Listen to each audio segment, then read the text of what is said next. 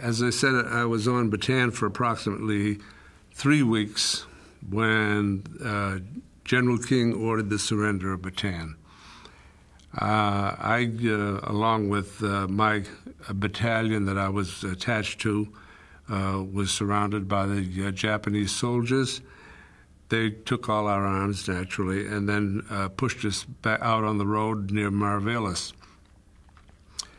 I was on the death march for 2 days and 3 nights. And during that period of time, I saw hundreds of Filipinos and Americans shot, bayoneted, their heads cut off with swords by the officers for the slightest infraction, because the weather was so hot. We were in 110 to 120 degree weather. We had no water, we had no food, we had nothing. And if a man left the column to relieve himself, he got shot. If there was a puddle on the road and they saw that, even if it was muddy and no matter how it is, the men were so starved for water, so thirsty, and they ran over to get a drink from the muddy water, they got bayoneted or shot.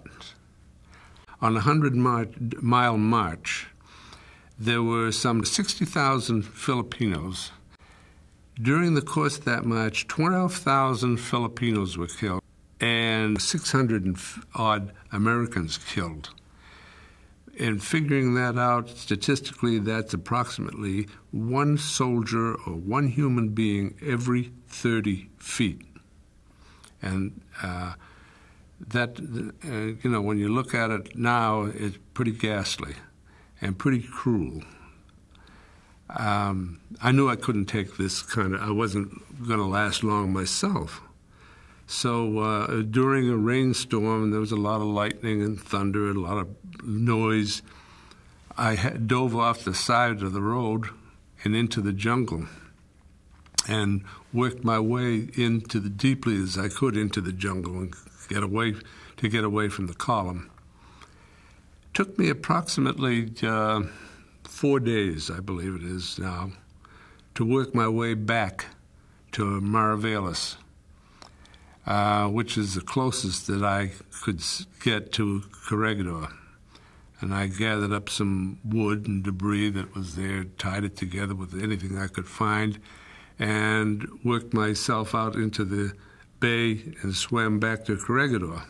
I would say that it took me a good 10 hours that I was in the water, not knowing at the time, but found out later that it was shark infested, but evidently I wasn't good enough to eat, and they weren't interested in me, thank goodness. But anyway, when I got close to the shore on Corregidor, then the Marines started firing at me. This time I'm happy to say that evidently there was a bunch of lousy shots because they missed me. Anyway, when they finally recognized that I wasn't an infiltrator, they come out and pulled me into shore.